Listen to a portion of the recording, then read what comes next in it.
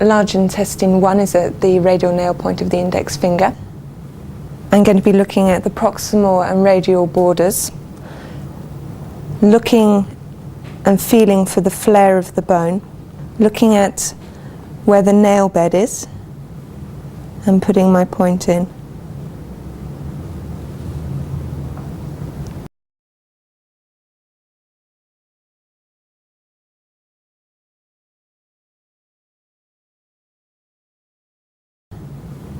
Large intestine 2 is on the radial aspect of the index finger. It's just distal to the second metacarpal joint. It's much better to locate this point with the fingers loosely flexed.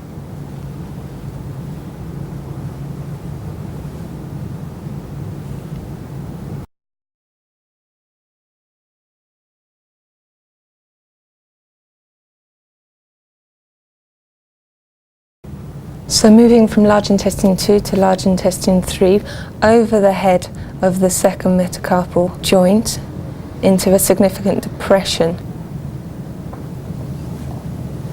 Again, the hand should be loosely flexed, so in a loosed fist, and you should fall into that point.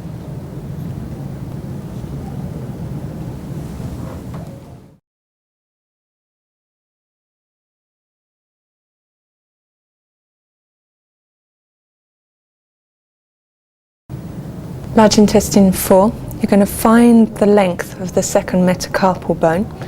So running your finger down, finding the base, making sure that you're not actually on the carpal bones themselves, finding the midpoint of that shaft of bone, coming between the first and second metacarpals, nearer to the second than the first in the muscle.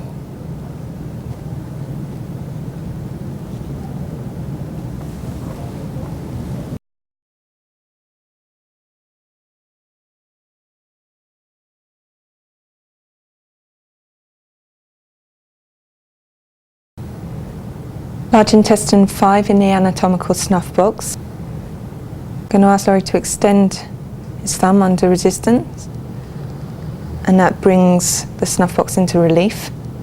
And just relax. I'm going to articulate the wrist to find the deepest part of the hollow now it's relaxed.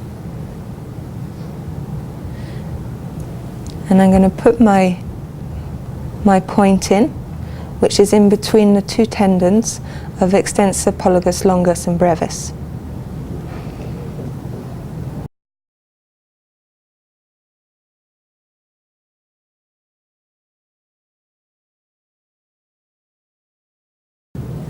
Large intestine points are best located with the arm resting against the abdomen. Large intestine 6 is 3 cm proximal to large intestine 5 on a line going to large intestine 11. What's important about finding this point is that if you think of the arm as being a box, large intestine 5 would be on the top of the box, large intestine 7 would be on the side of the box, but large intestine 6 would be on the corner.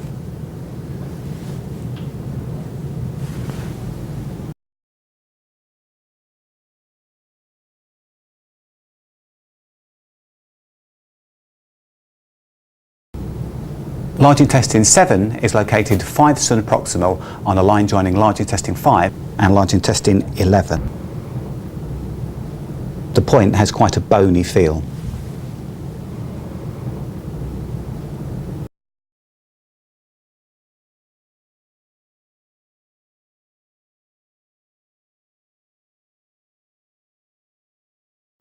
Large intestine 8 is located 8 cm proximal from large intestine 5 going towards large intestine 11. Palpate for a nice groove in the muscle.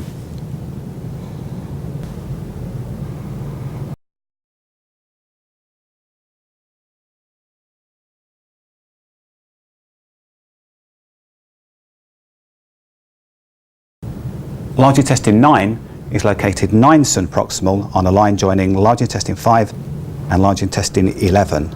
Run your finger along that line and you'll find at 9 cm you'll fall into a nice groove in between the muscles.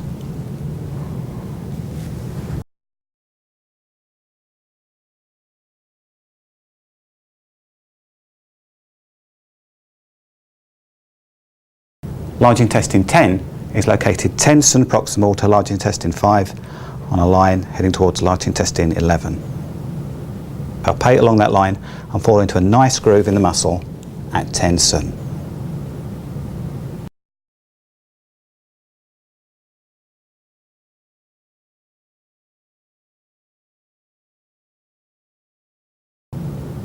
Large intestine 11 is located at the midpoint between lung 5 and the prominence of the lateral epicondyle of the humerus. Typically, this is at the end of the transverse cubital crease when the arm is fully flexed.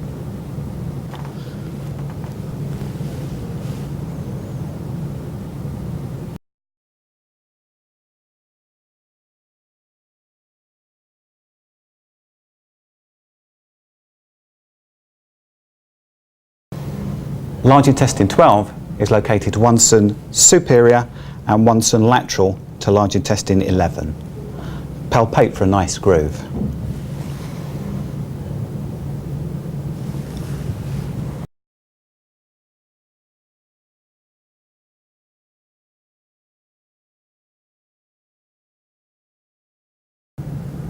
Large intestine 13 is 3 cm superior to large intestine 11. It's between the lateral borders of biceps brachii and the shaft of the humerus. If you divide the distance between the anterior axillary fold and large intestine 11 into thirds, the point just lies there.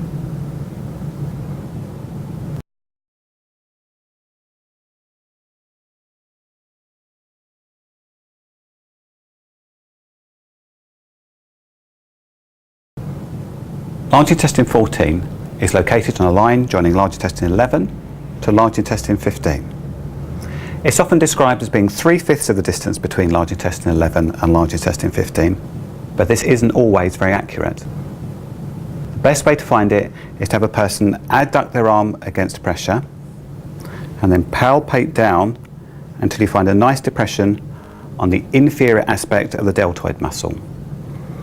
It's important to realise that when the arm is relaxed, this point isn't at the exact tip of the deltoid, it's slightly anterior and slightly superior on a line joining these 2 points.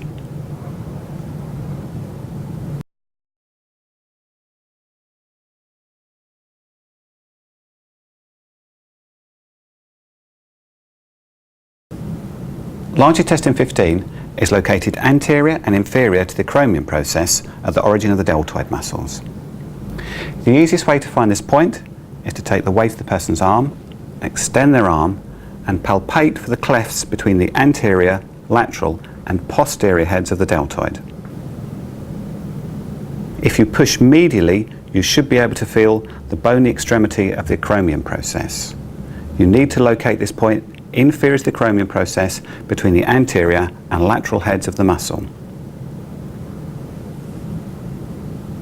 Mark this point when the arm is then relaxed.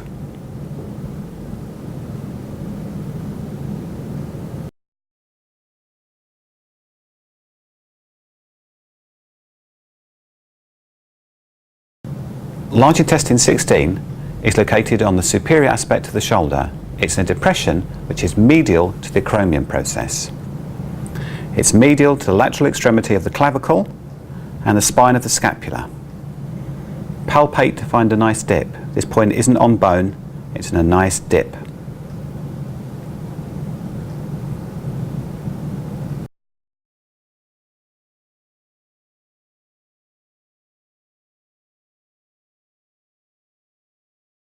Large intestine 17 is located 1 cm inferior to large intestine 18, but on the posterior border of the sternocleidomastoid. If the person turns the head against resistance, it should be quite easy to locate the sternal body of the sternocleidomastoid.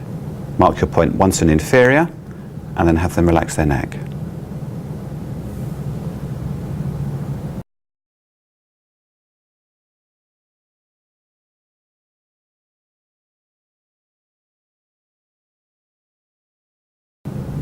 Large intestine 18 is located on the side of the neck on a contour with a laryngeal prominence. It's in between the 2 bellies of the sternocleidomastoid. To bring the 2 bellies into relief, have the person turn their head against resistance. it becomes quite easy to see the sternal and the clavicular bellies of this muscle. Locate your point in between the two bellies and then have them relax their neck again.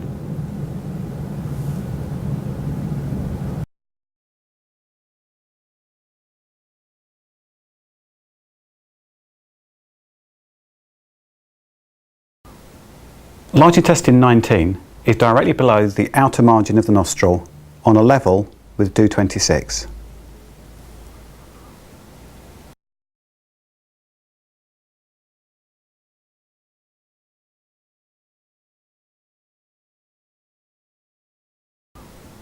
Large intestine 20 is located in the nasolabial groove, level with the midpoint of the ala nasi. The ala nasi is the nostril, so find the superior border of the nostril, the inferior border of the nostril, hence the midpoint, and come out into the nasolabial groove.